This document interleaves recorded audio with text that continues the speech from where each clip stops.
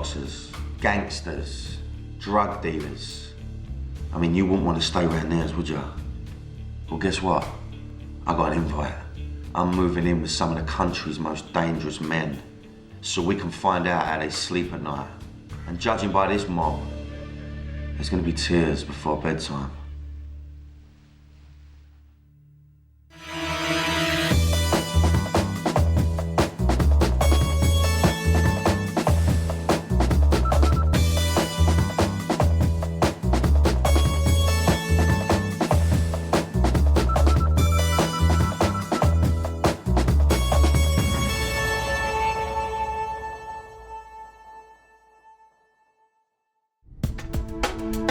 I'm in London on the trail of one of the world's most notorious drug smugglers.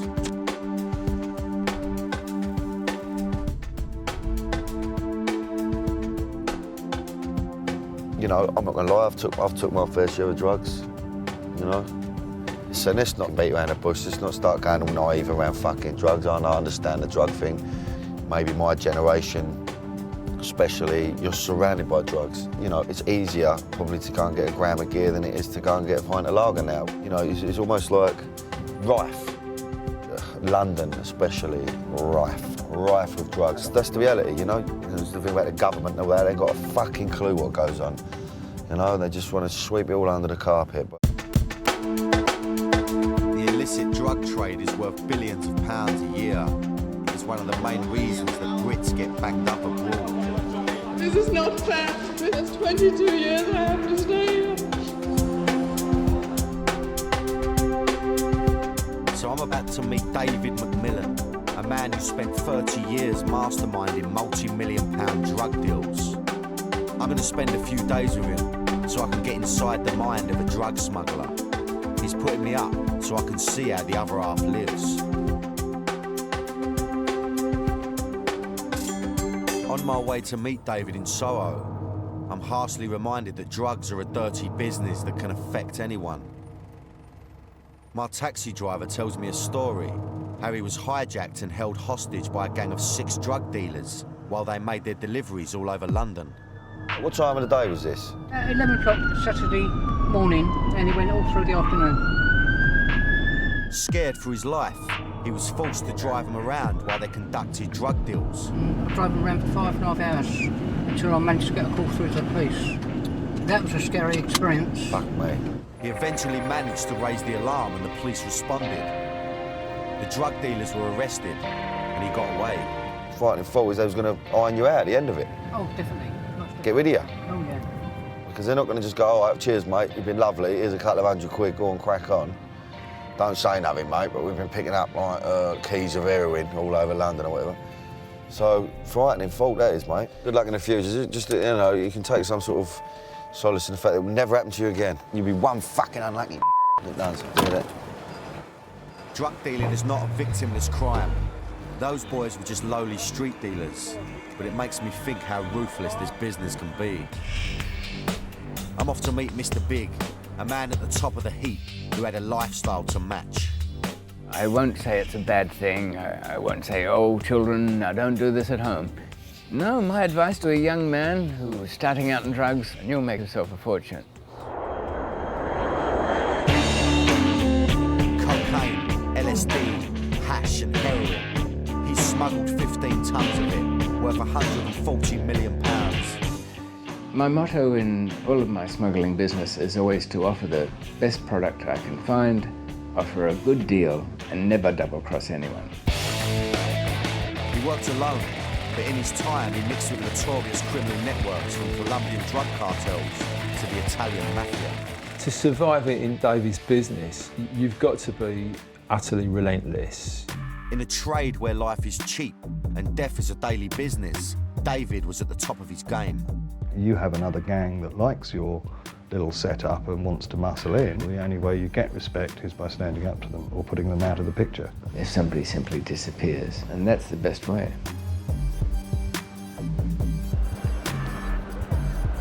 The man I'm going to meet is a master of deception and has spent his life lurking in the shadows. I've never met David, and I haven't got a clue what he looks like. Thing for me is, what does a drug smuggler look like? Now, I think I've got a bit of nous about me. I think I'm on the ball. I think it's going to be obvious. Clearly, he's going to be standing there in a white suit, smothered in gold, pair of glasses on, looking a bit digi and sweaty. Let's go and do it.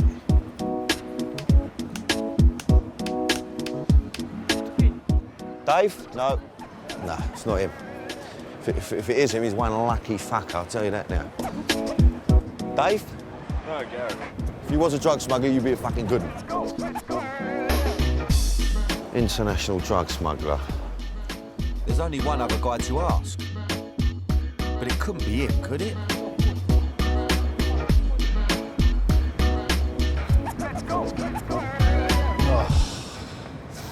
Is your name Dave? It is, as a matter of fact. Pleasure to meet you, sunshine. I'm Danny. Hi, Danny, how are you? I'm very well, mate. You done me there. I was running around like a lunatic there trying to spot you out. But I would never, if I was customs, you would have fucking got away with it, son. You think so? You'd have slipped straight through the long grass. No two ways about it. Sweetheart, son. We're in the middle of... David is far from what I was expecting. He looks innocuous. He seems too posh to be a drug dealer. Why a drug smuggler? Ah, that. Well, because it's a problem-solving thing, isn't it? So that's the fun of it. And the more difficult it is, kind of stupidly, I've never been able to resist it when somebody says, no, we've tried it from there, it can't be done. That excites you. That excites you, the idea of taking something on that's never been done before. You fuck up, that's it. It's over, really, isn't it? Well, it depends where you are. In most of Asia, I've been arrested in most Asian countries, I guess, and usually got out of it. Yeah, I think... This guy is an eccentric. He sees smuggling more as an intellectual challenge rather than an illegal activity. I wonder if he broke the cardinal rule of drug dealers. Are you the sort of cat that's going to have to try his product before, or what? I mean, is it... Well, the call of duty is strong, and I must admit that there wouldn't be a drug in creation I haven't tried. Really? Mostly just casual recreation. I've always taken the view that it's better to know how to take it and to take it safely than not at all. David uses weird logic. He treats drugs like any other commodity. He doesn't seem to have any guilt for what he's done. Can't quite work this geezer out. I mean, it sounds like a bit of a game to him at the moment. It's all like a jolly up and it's a bit of a joke. He's got one of them sort of very strange ways about him that, you know, I'm not used to on these sort of shows. But I've clearly only just scratched the surface. I'm with David McMillan, a major player in the drug smuggling business. He looks nothing like I expected. Certainly not a criminal mastermind. Is your name Dave? It is, as a matter of fact. But this unassuming man is more slippery than I imagined. I've been arrested in most Asian countries, I guess, and usually got out of it. Hard drugs, cops and prisons are a million miles away from the society he grew up in. David McMillan was born in London in 1956. His dad was the head of a TV company and his mother worked in radio. His parents split up when he was 2 years old. He moved to Australia with his mother and soon had a string of new stepfathers. The only influence out of all of that would have been that I had no great respect for men in authority. And because of that, no particular fear of policemen.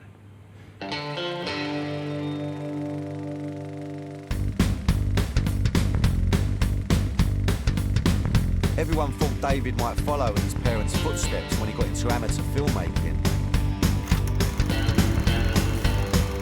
One of his early films was about a cunning escape, an idea that in his later years would come in very useful.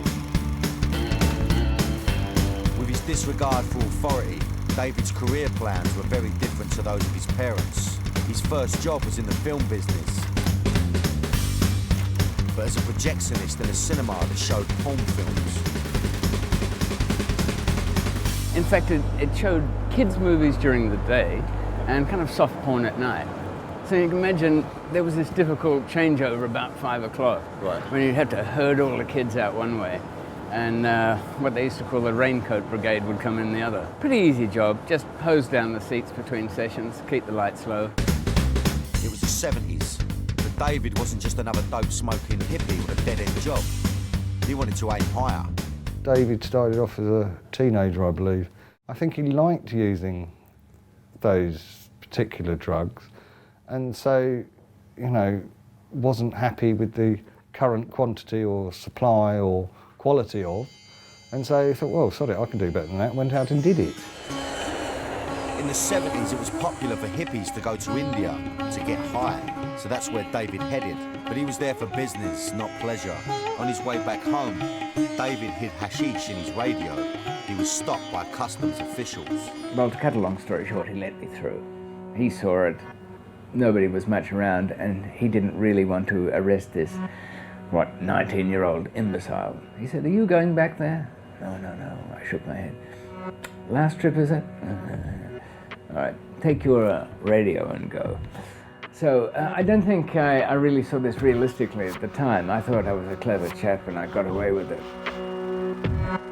This was a turning point that set David off on a 30-year career in drug smuggling. If he could get away with this, then why not bigger shipments? I found that smuggling hash was very bulky. So then I moved on to A-class drug. As we walk the streets of Soho, David tells me how in India and every other country he's done business in, he starts making contacts in the seedier parts of town. People who can then introduce him to the bigger players. This is a place for me that I would associate prostitution, complete sleaze. You know, I've staggered about here, drunk at me nut. The end of the night, not looking for prostitution or anything like that. If I'm in a city and I don't know anybody, now what am I doing there? I'm going to score. You pick your man a bit well here. Yeah. Not too much of a flash Johnny, because he'll only be linked up with kind of local Mr. Biggs. I kind of mid-level, and hopefully a junkie. Behind a quiet junkie is a reasonable dealer, and behind a reasonable dealer there's a trustable wholesaler. Ah, okay. So Just working down from the ground level and just sort of working your way up. these kind of places are just a good place to start. I'm not sure how to take this guy. He looks like he may blow over in a strong breeze, but he definitely talks the talk. David is like one of those old school gentleman villains, a smooth operator with a silver tongue. He created a multi-million-dollar drug smuggling network. At its height, it stretched from Australia through Asia to South America and Europe. He was the owner of 30 passports. It was easy for him to disappear. I've been in Karachi doing business, Lahore, most of Pakistan, parts of Kabul, across the border in Afghanistan, Thailand, Bangkok, Vientiane, Hong Kong, which is small and dangerous, most of the cities in Europe, even Japan. Been wary of the United States. I find it very hard to read people there. They all seem like actors anyway. You get to meet people from every different group in the smuggling world there is. Danish, Swedes, some of the Colombian biggies, the Thai warlords, some of the mafia groups. Well-dressed young guys. He was a trailblazer. That started off and thinking, well, you know, how do I go about it? And went off and looked at all the systems and found the loopholes. It's one thing to do a one-off, but to set up a chain that is totally underground and totally successful week in, week out for X years is quite a feat. That entitled him to become, I suppose, one of the leading smugglers of our age, really. But this life wasn't all glamour. I find myself across the border in Afghanistan and there's going to be trouble. Well, shooting your way out of it's just necessary. And things don't always go your way. Even when you think you're on top of your game, things can go disastrously wrong. David has spent a total of 19 years in some of the toughest jails in 5 different countries. David McMillan was a successful drug smuggler in many ways, in so much as he made a lot of money and he moved a lot of drugs. But the other way of looking at it is that he spent a lot of time inside in various prisons across the world. But for serious villains such as him, that's the price to be paid. David's taken me for a taste of his old life in one of Soho's Thai restaurants, where his unassuming manner catches me off guard with a very surprising story.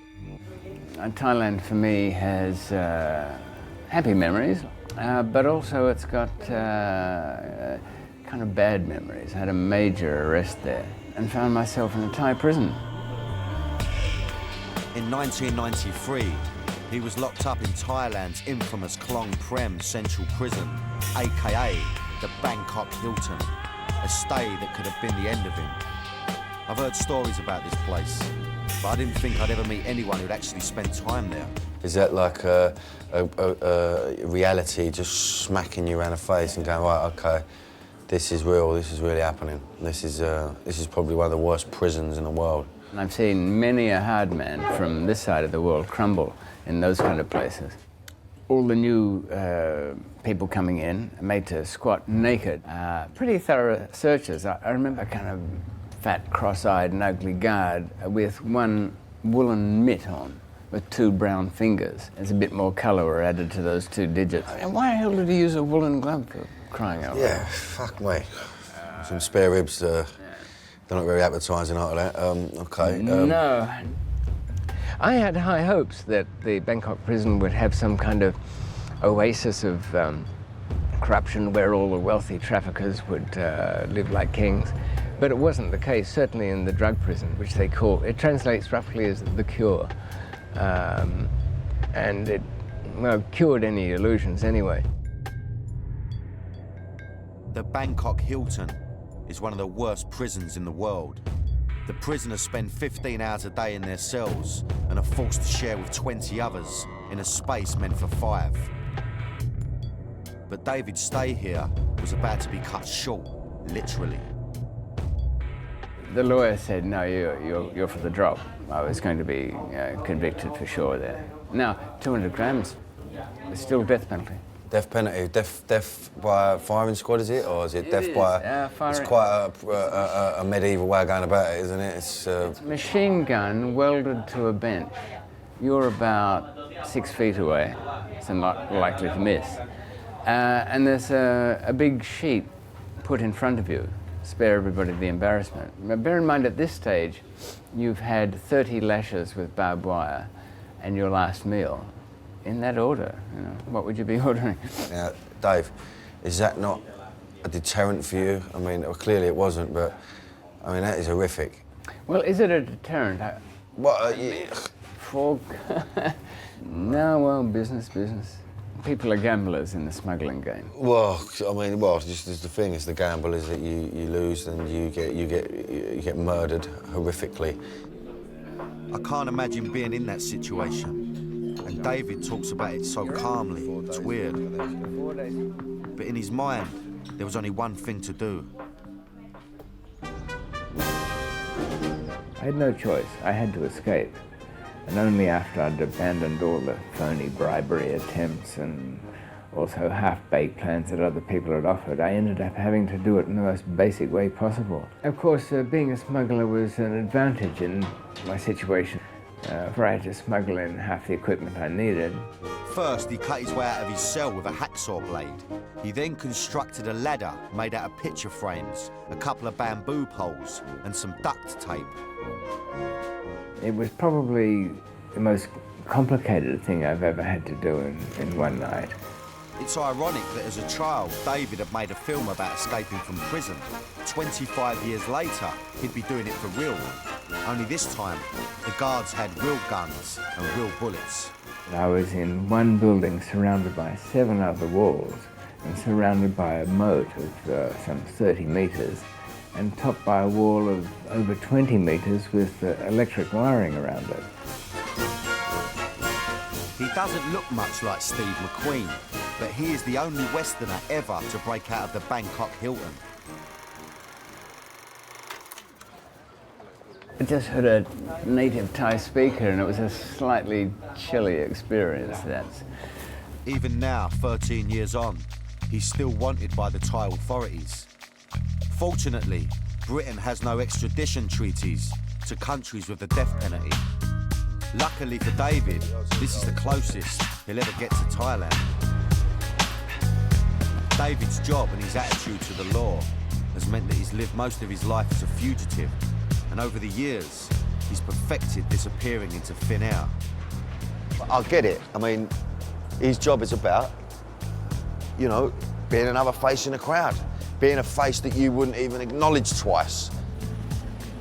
So, in that respect, I think he's perfect. Definitely just a shadow, this guy. He could slip around and you wouldn't have a clue he's around you.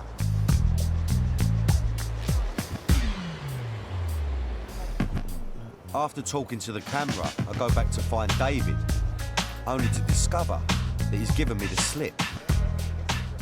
All right, fuck me.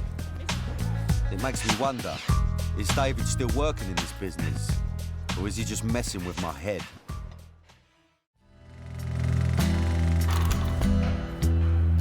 I've been spending time with international drug smuggler, David McMillan. I saw him in London, and he told me how drug smugglers are treated at the Bangkok Hilton. Bear in mind at this stage, you've had 30 lashes with barbed wire and your last meal, in that order. I've had a call from David, so I'm off to Brighton. He wants to show me something about his old smuggling days. He's a keen sailor, and over the years, he's smuggled tons of drugs around the world by yacht. He's taken me on a trip. He wants me to get a feeling for what it was like smuggling drugs on the high seas. I'm not really sure about this one. On a yacht, there's nowhere to run, and definitely no backup. And I don't know how real David is going to make this experience for me. I'm a bit paranoid, I can't lie to you. Young Dave. Well. How are we, sir? Easy Tiger. How you doing? Lovely to see you. Aboard. Beautiful. David's an intelligent man. He has an easy charm about him. But after his disappearing act in London, I'm finding it difficult to bond with the guy.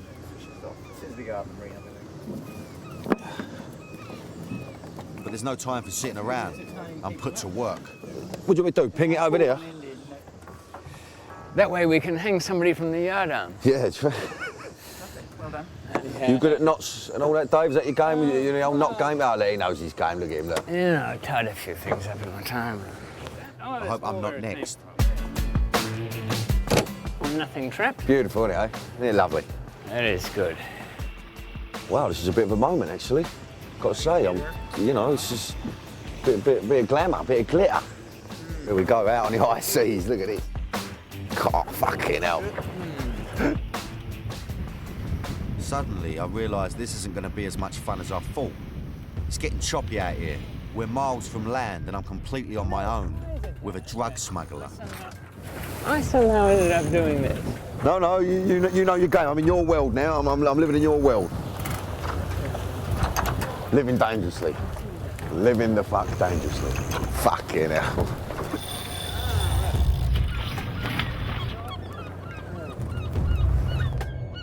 There are over 2 million pleasure boats in the British Isles, and that doesn't include the boats coming in every day from across the Atlantic and the English Channel. Even I can see that those odds are pretty good for getting drugs past customs.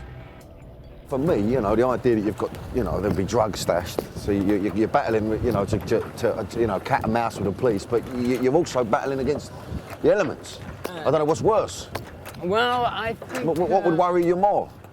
I think a bribable Venezuelan Coast Guard would be a much better thing than Force 10 Hurricane. Because they just won't take your money, those hurricanes, will they? It's just peeing in the wind. David's moved drugs on boats like this, and it was some of the best smuggling that he did. Almost 90% of my smuggling was by air. That 10 to 15% by boat was the most valuable. Really? That came into tonnage and it came into a lot of millions. On a boat this size, providing you've got the time and you're not too greedy, you can make quite a good dishonest living by traveling the world. Inside a gas canister, I once managed to hide about 16 kilos. by putting a tank within the tank. 16 kilos of what? What was it, coke or was it hash? That was a bit of Charles, yeah. Bit of Charles, yeah? Yeah. And you know what that's worth now. Well, yeah. Last week the prices were £54,000 a kilo. So I'm told. Yeah. David claims to be retired from this game, but he's still keeping his eye in. Smuggling by a boat was very profitable for David, but his preferred method was by plane, with the use of drug mules, or couriers as he likes to call them. What's the most you can smuggle in the air? I mean, what's the most, like, really pushing your luck? But with couriers? Yeah. No, there's some pretty brave or stupid ones that take up to 11 kilos.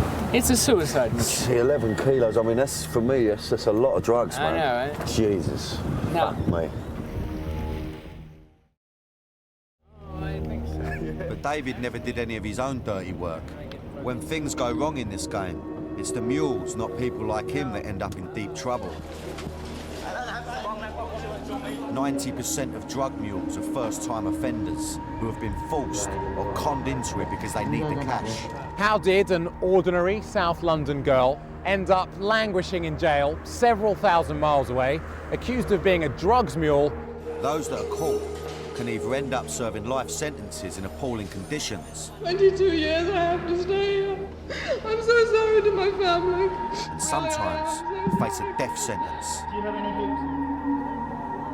David's brought me down into the galley to get some food on the go. And I can't help thinking about the risks involved in this business. And no, Gives me the horrors, that it really does. I can't stress to you enough. I mean, it's horrible, horrible, man. I've had some nightmares about that, being banged up and somewhere like that, and just surrounded by cutthroats, and just, you don't speak the language. You know, frightening, man. It's frightening stuff. While David cooks dinner, I'm wondering how he can justify his main method of smuggling. I certainly don't treat anybody who's worked for me as some pack animal that can be loaded up and sent. Do you really class them as friends, though, Dave? I mean, I certainly treat them as friends anyway. you treat them as friends, yeah. This is the thing now. Now, is it like sort of rules in the fact that you don't actually tell them what they're carrying? You lie to them? A courier doesn't ask what's inside the bag, and it's better in a way if they don't know. I've often said, look, just think it's the worst thing you can imagine. Plutonium, you know, powdered babies or something like that. David doesn't see his couriers as victims, more as willing participants. Something I'm not sure I completely believe. I don't think it's all about money with the best of the couriers. It's all about their own personal fantasy, because near on every one of them's a gambler at heart. Really? They want the excitement without any direct connection with the violence or the ugly side of the business. I think I know what David's getting at, but I want to know how ugly things got for I him. always thought that in smuggling, in drugs, there's a dangerous side that most people think is really strong and always there. That is violence, killings, that sort of thing. If somebody is at your door, becoming violent, threatening your family, well, you cannot let it go on. Well, there have been times when people have disappeared. Now, there's a rule about murder. You never confess to one, and I'm certainly not a rule breaker when it comes to that. Suddenly, this boat anchored off the coast of Brighton is feeling very small indeed. I've just realised how dangerous this guy was. But how did a man from his background reach that level of ruthlessness?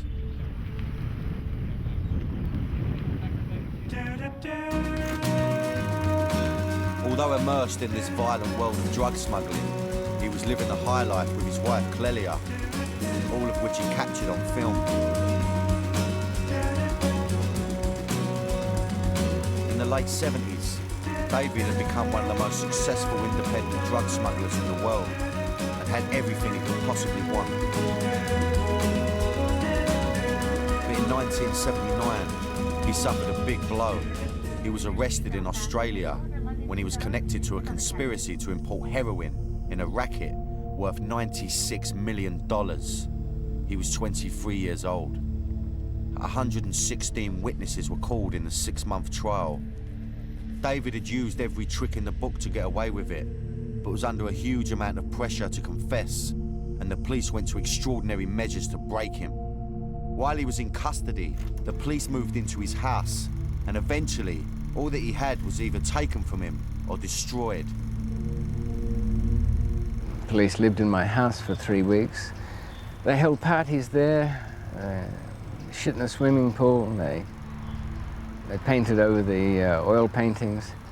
They burnt the wooden carvings made of hewn pine that I'd collected over the years. How did that make you feel? Did that make you feel angry? I mean, was it a bit of anger? Naturally. My wife was arrested, and she was in there for 3 weeks, and she died in that prison. Really? She was burnt to death in a fire in the women's prison. Oh, sorry. It really made me feel incredibly guilty. I've never felt guilty about anything. I felt guilty about her death. That's my worst crime. I mean, what's the point of any of it if you can't protect your family? Yeah, of course. So I really didn't give a shit what happened to the trial for a long time. David's wife, Clelia, died in a mysterious fire in Fairley Women's Prison in Melbourne. Only 3 people died in the fire, 2 of which were connected to his trial. In David's eyes, it was not an accident. With the loss of his wife, David was a broken man, and he began to lash out. I was only interested in kind of really vengeance at the time.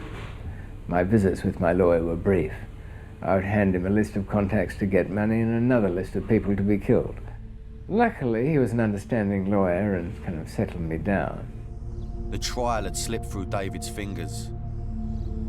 He was eventually sentenced to 17 years in Australia's infamous Pentridge jail.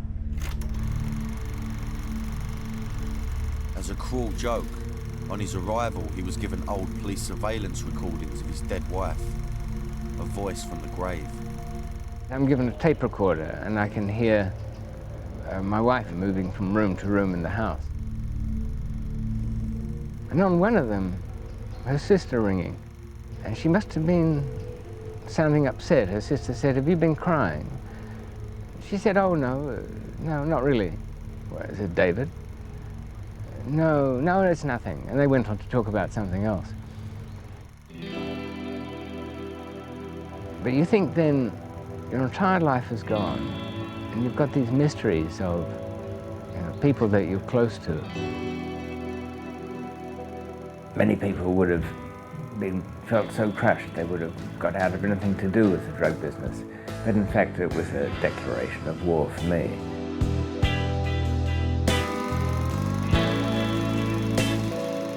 Faced with years behind bars, David now saw smuggling as a way of getting back at the authorities for the death of his wife, a battle he waged for a further 10 years.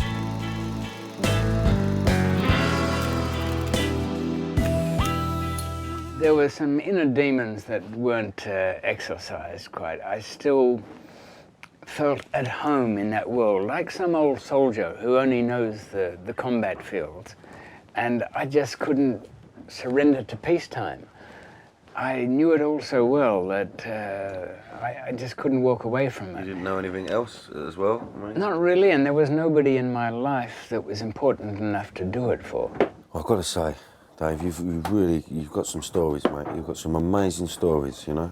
Well, thanks for saying so, but what goes with that is what a waste. Well, no, I'll raise my glass to you. All right. Cheers, Dave. Good to know. Thank you. I think I've underestimated him a little bit.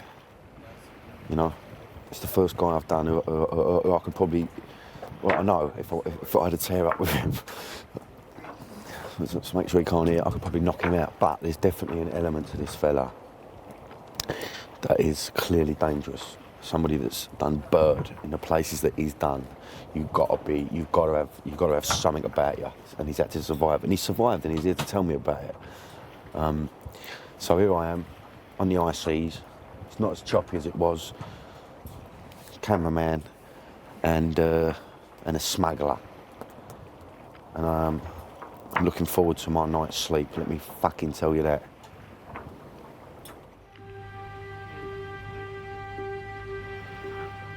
It's morning, and last night's conversations have really shaken me. David comes across as a gentleman, but the truth is that he deals in a deadly business, and there are many victims. I've survived the night, but I really cannot wait to get off this boat.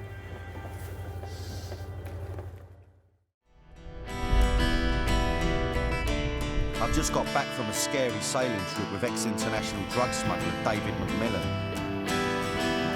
Well, there have been times when people have disappeared. Out of his 30-year career, he spent 19 behind bars. His last stay in prison was just 6 years ago, where he served 2 years for smuggling half a kilo of coke through Heathrow. But he now claims to be retired and living a quiet life.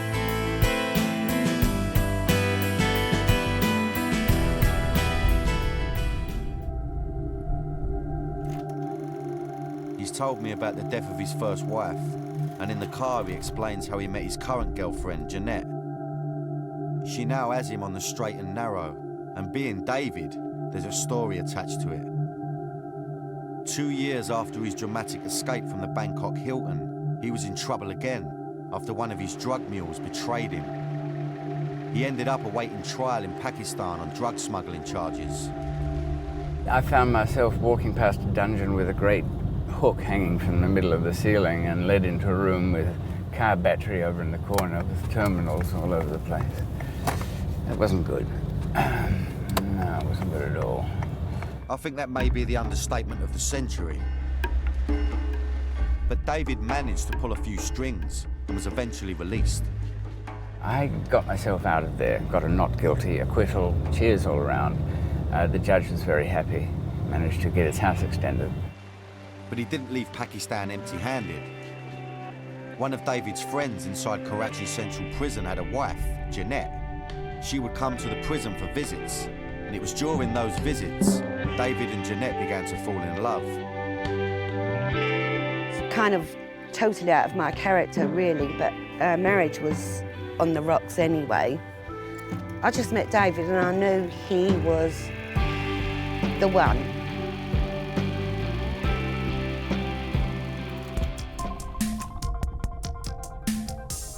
David's been a tough nut to crack. After that boat trip, I think I've really made some progress. He's invited me to stay the night and have some dinner with the family. Bit of respect. Leaning all over his door. What's the matter with me? I was brought up with manners.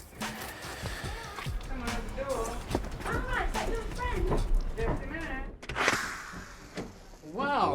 Wow. I thought you might be. How are you, young man? Welcome, You welcome. okay? And this is... Hello, sweetheart. Hello, darling. Pleased to meet you. Lovely to meet you, darling. Pleasure to meet you. Oh, you got some lovely little dogs. Come on in, dog. Come on. This place is immaculate. Very different to what I imagined. But as it turns out, this isn't David's place at all. It's Jeanette's.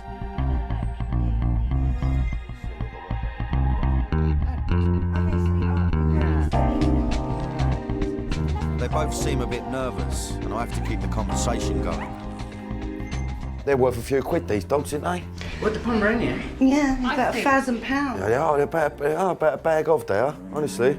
A bag of. A bag of sand. Bag of sand. Oh, you'll have to tell me all of those, Daniel. No. My darling doesn't know the lingo. Well, no, I thought, you know, you're out of Bermondsey, aren't you? Yeah, I'm Bermondsey. So you know the game then, didn't you? David's a bit posh, and Jeanette's from around my neck of the woods. But looking around the place, it's easy to spot what they have in common. Jeanette's 2 daughters. Have you ever thought about having children of your own? Is it just something that obviously, you know, I know you spent a lot of time in prison, but it just never happened for you, or? Well, I made sure I didn't have children in the very early part of my crooked career. I didn't want... it was too much responsibility. I wasn't going to inflict that damage on them, so I made sure I didn't have them. But really, I feel like I do have them now. And of course, you know, I'd like to be a father. I understand you've got a young girl. I've got 2 daughters, yeah. Really? 2 daughters. Do you think you do things in a less risky way now that you've got kids of your own? Yeah, you basically, it's that moment of you don't just think about yourself anymore, you have to think about others first. Well, exactly, and I'm not about to betray Jeanette and the girls by getting myself arrested. You know. I've run out of time, Danny, that's the thing. 50, what have I got, 20 good years left? I'm not going to walk out on all of this. Now that he's in his 50s, I can understand why David doesn't want to go back to jail. But I wonder whether this world of drugs is all that he knows. While David cooks up some steaks for dinner, I corner his daughter to find out what it's like having a drug smuggler for a dad. How much do you sort of know about Dave and the sort of life that he's lived? Does he keep that quite close to his chest? He told me about it, all of it. Do you think there's a different side to David that you ain't seen? No. No? You know everything you need to know? Yeah. And you trust him? Yeah, I trust him a lot. I know he's a good man, and I've been my father since I was like 7. Really? I really love him, he's great. This is no normal household that Ellie's grown up in, and it shocks me to hear that David has been so open about his past. Then again, Ellie's biological father, who David knew in prison in Pakistan, was done for smuggling 2 tons of hash. With this colourful family background, we should have an interesting dinner conversation.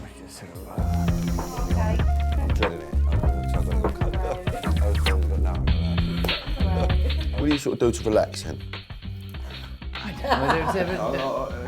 Play cards. A bit of Charlie, you got a Hoover nose? Yeah, she does. You've got your work cut out with these two, haven't you? I've got nothing on that. I don't know many 17-year-olds that joke about using coke in front of their parents. But when I asked Jeanette about the reality of David's career, things get a bit serious. Lovely, this lovely bit of dinner, appreciate this, right? Just want to ask you, how do you feel about his job? Well, he's retired now. Yep. So First of all, right, okay. I'm really happy. I'm kind of relaxed. Before, it was a nightmare. Every time he walked out the door, it's like, is he coming back? Where is he? You know? It must be horrendous, to be fair. Oh, it's a hard life to live with somebody like David. Sorry to say. If it wasn't for Jeanette, I'd still be in a jail somewhere. That's true. Absolutely true. Yeah, really? What makes you say I've that? settled him down. And no one's got a heart like this woman. Oh my God. It is better than a diamond. Lovely. You got to get a ring on her finger, didn't you? You got to do it lively and all. I can imagine a ring that Jeanette wanted and all, so it'll cost you about 50 grand. Ma, there's a potato bit. I think I have to get my old suitcase down from the top shelf, you know? The one with 3 sides to it. As the evening carries on, a few strange questions start flying my way. Can I ask you a personal question? Yeah. Are you really a drug dealer? Am I really a drug dealer? Yeah, someone told me that you're a drug In dealer. real life? In real life? No. Of course I ain't. I'd be mad, wouldn't I? Bit on top, innit, me, selling drugs? With the conversation going downhill and having had my fill of wine, stories of drug deals and prisons, I decide to hit the sack.